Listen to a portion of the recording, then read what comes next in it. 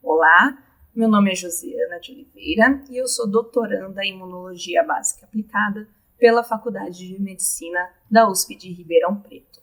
E o tema da aula de hoje é a vacina BCG, uma jornada histórica na imunologia. Então, vamos começar falando da doença da tuberculose. A tuberculose ela tem origem desde 200 anos antes de Cristo, onde alguns estudiosos da época, um deles era Hipócrates, ele suspeitava de uma doença de natureza contagiosa. Anos mais tarde, em 1650, o Francisco Silvius, ele notou que essa doença contagiosa do pulmão, ela continha tubérculos, ou seja, uma saliência arredondada.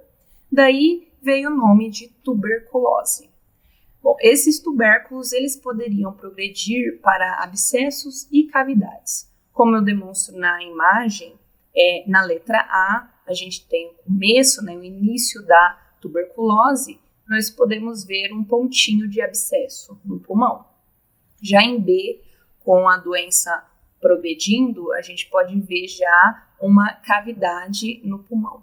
E em C, no auge da doença da tuberculose, a gente vê vários abscessos e várias cavidades no pulmão. Já em 1865, Jean-Antoine Villemin, ele demonstrou por meio de experimentos com animais que a tuberculose ela é transmitida via aerossol, tá? E só em 24 de março de 1882 que Robert Koch anunciou a descoberta do bacilo da tuberculose, ok? Enquanto Robert Koch estudava a doença da tuberculose na Alemanha, na França, um senhor chamado Léon Charles Albert Calment, ele completa seus estudos médicos, tá? E ele começa a estudar várias outras patologias. Uma delas era a doença do sono e a febre da água negra. Em 1888, foi inaugurado em Paris o Instituto Pasteur, na qual o Léon Charles Albert Calment ele entrou para o curso de microbiologia. No Instituto Pasteur, Calment ele fez várias coisas. Uma delas era, ele organizou a campanha de vacinação contra a varíola na época, ele iniciou pesquisas sobre veneno de cobra, ele conseguiu inclusive produzir um soro polivalente antiveneno de cobra, que na época provavelmente era um dos primeiros soros a serem produzidos. Em 1901, inclusive, ele foi mordido no dedo indicador direito por uma variedade particular venenosa e ele injetou esse soro que ele tinha produzido, tá? E se recuperou, embora ele tenha perdido a ponta do dedo. Depois de todos esses trabalhos desempenhados, Calment, em 1895, foi nomeado o primeiro diretor do recém-fundado Instituto Pasteur. Nisso, ele precisava de um assistente que tinha experiência em veterinária. Então, na época, um amigo dele, chamado Edmond Nocard, indicou um estudante de veterinária, que ele conhecia, que era um estudante brilhante, chamado Jean-Marie Camille Guérin. Guérin e Calment começaram a trabalhar juntos. Em 1896, a taxa de mortalidade para a tuberculose era altíssima para a época. Então, Calment fundou um dispensário antituberculose em Lille, chamado Preventorium Émile Roux. Na época, Calment começou a pensar na possibilidade de prevenir a tuberculose através de uma vacina. Nesse mesmo momento, Robert Koch, lá na Alemanha, lembra dele? Ele anunciou uma substância milagrosa que impedia o crescimento do bacilo da tuberculose. Essa substância era um filtrado do próprio bacilo da tuberculose crescido em caldo de glicerol, que ele chamou de tuberculina. Como acontecia a resistência? Ele chamava de fenômeno de Koch, onde um animal que era exposto a essa tuberculina, ele se tornava resistente à infecção, à reinfecção pela tuberculose. Muito bem. Então, em 1907, Koch começou a trabalhar nessa tuberculina. Então, ele primeiro inventou o resíduo de tuberculina e depois, mais tarde, a emulsão bacilar. Mas quando essas substâncias foram testadas em pacientes, o resultado foi decepcionante. Então, ele não conseguiu, produzir resultados bons com a tuberculina. Bom, retornando ao pensamento de Calmette, que ele gostaria de produzir uma vacina contra a doença da tuberculose, eu trouxe aqui uma imagem do mecanismo da vacina. Tá? Então, o que é a vacina? A vacina contém partes enfraquecidas ou inativadas de um determinado organismo, que quando adentra nosso corpo, a gente processa com as nossas células do sistema imune inato, a princípio. Tá? Então, os macrófagos, principalmente, eles vão fagocitar essa bactéria inativada ou enfraquecida, e as dendríticas vão apresentar esse antígeno, pedaço dessa bactéria, para as células do sistema imune adaptativo, e as células do sistema imune adaptativo vão trabalhar em produzir anticorpos contra esse antígeno, contra essa bactéria. Então, numa segunda contato com a bactéria, o nosso corpo já vai ter anticorpos contra ele e a doença não vai ser grave como a tuberculose acontece. Mas, na época, o pensamento era como a gente consegue produzir uma bactéria que seja enfraquecida ou inativada.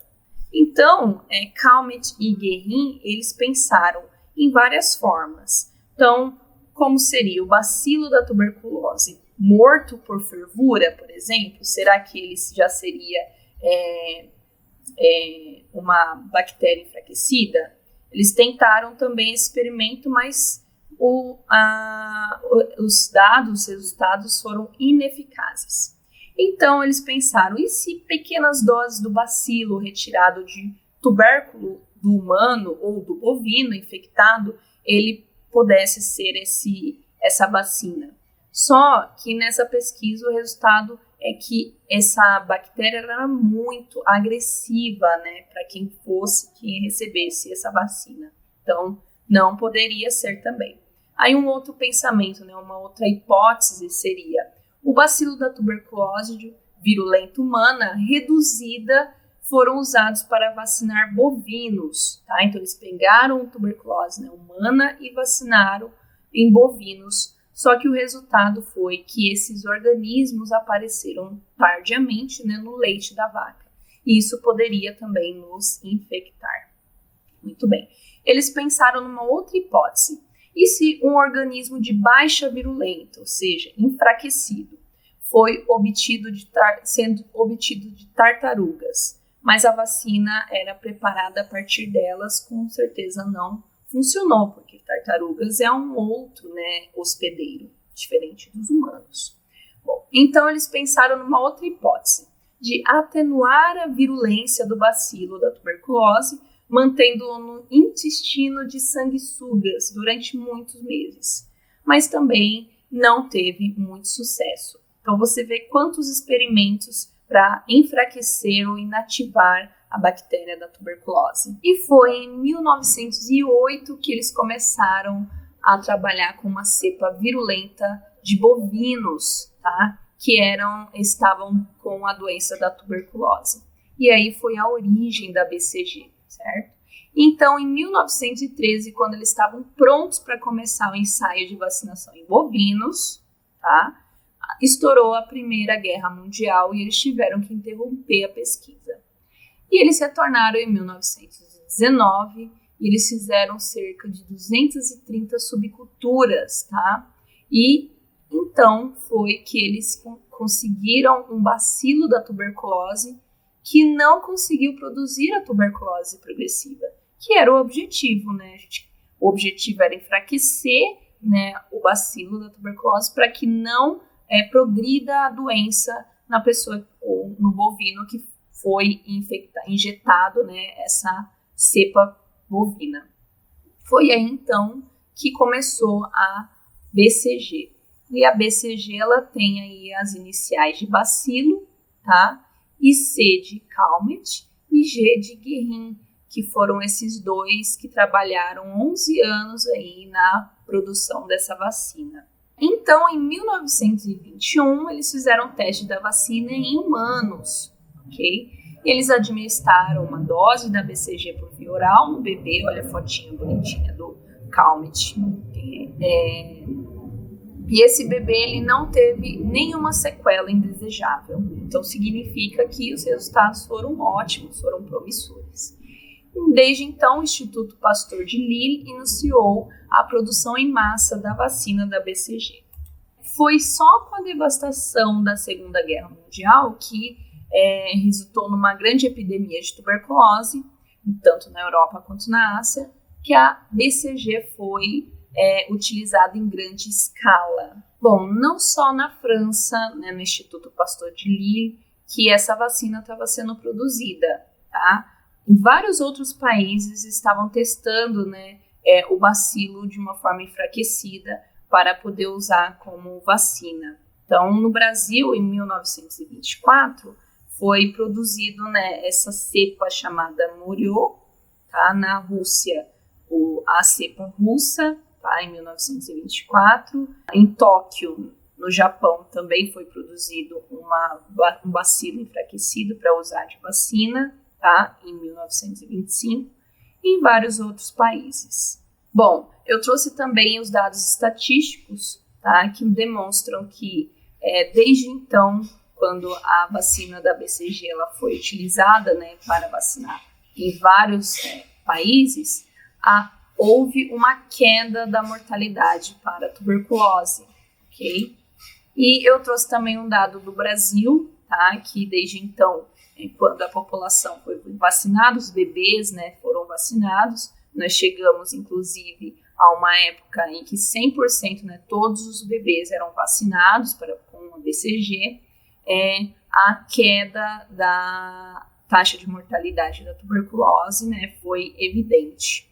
Só nos últimos anos, né, que houve uma diminuição na vacinação das crianças, né, é que a mortalidade da tuberculose ela passou a subir, tá? Demonstrando que há um balanço entre vacina e morte por tuberculose, certo? E da importância, com certeza.